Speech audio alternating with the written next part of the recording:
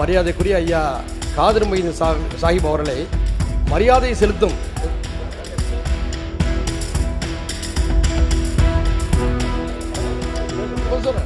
அதான் மரியாதைக்குரிய சொன்னேன். தவறு தான் திருத்திங்க. நான் ஏற்கனவே இந்த அவையிலே சொன்னது போல சிறுபான்மை சமுதாய மக்கள் சவலை பிள்ளைகள். யார் தங்களுக்கு ஆதரவு கொடுத்தாலும் அவர்களை கொண்டாடுவார்கள். அந்த வகையில் கடந்த காலத்தில் அதிமுக அரசும் சரி திமுக அரசும் சரி பல்வேறு நலத்திட்டங்களை அவர்கள் அறிவித்திருக்கிறார்கள். முஸ்லீம்கள் ஹஜ் யாத்திரை செல்லக்கூடிய ஒரு மிகப்பெரிய ஐம்பெரும் கடமைகளில் ஒன்றை செய்வதற்கு வசதியாக கடந்த திமுக ஆட்சியில் 40 கோடி ரூபாய் வரை ஒதுக்கி ஒரு மிகப்பெரிய ஹஜ் இல்லம் கட்டுவதற்கு அங்கே அடிக்கல் நாட்டப்பட்டது என்பதை நான் குறிப்பிட விரும்புகின்றேன்.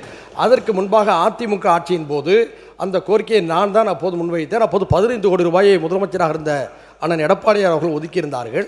அந்த 15 கோடியை 40 கோடி ரூபாயை உயர்த்தியது தளபதி முத்துவேல் ஸ்டாலின் கருணாநிதி அவர்களுடைய அரசு என்பதை நான் குறிப்பிட விரும்பினேன். அது மட்டுமல்ல, மறைந்த நம்முடைய இந்திய யூனியன் முஸ்லீம் லீக்குடைய தலைவர் மரியாதைக்குரிய ஐயா காதர் மொய்தீன் சாஹிப் அவர்களை மரியாதை செலுத்தும்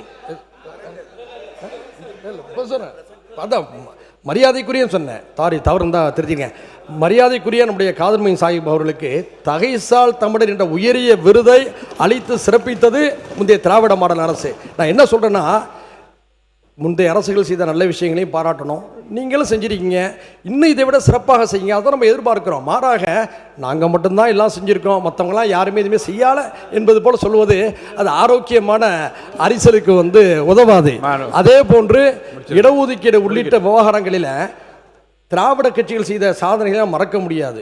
குறிப்பாக திராவிட முன்னேற்ற கழக அரசில் அந்த 3.5% இடஒதுக்கீட்டுக்கு இன்னல் வருகின்ற போது சிறப்பான அரசாணையை வெளியிட்டதும் முத்துவேல் கருணாநிதி ஸ்டாலின் அவர்களுடைய அரசு என்பதை இந்த நேரத்தில் பதிவு செய்ய கடமைப்பட்டிருக்கின்றேன். மீண்டும் நான் சொல்வது, உங்களுடைய கோரிக்கைகளை சிறுமைப்படுத்தல, வரவேற்கிறேன், பாராட்டுறேன், இன்னும் செய்யுங்கன்னு சொல்கிறோம். ஆனால் மற்றவர்களை தாழ்த்தி விடாதீர்கள்.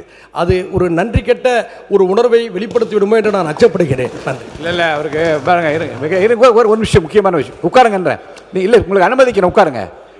இருங்க. இல்லை நன்றி உணர்வு என்று பற்றி நீங்கள் சொன்னீங்க. மாண்புமிகு இல்லை நன்றி உணர்வோடு இருக்கும்னு சொன்னார். மாண்புமிகு அமைச்சர் அவர்கள் யாராலே வெற்றி பெற்றோம் என்பதை நினைவு கூர்ந்து இந்த அவையிலே அதை பதிவு செய்ததே ஒரு நன்றி உணர்வுடைய அடையாளம் தானே. மாண்புமிகு சட்டத்துறை அமைச்சர்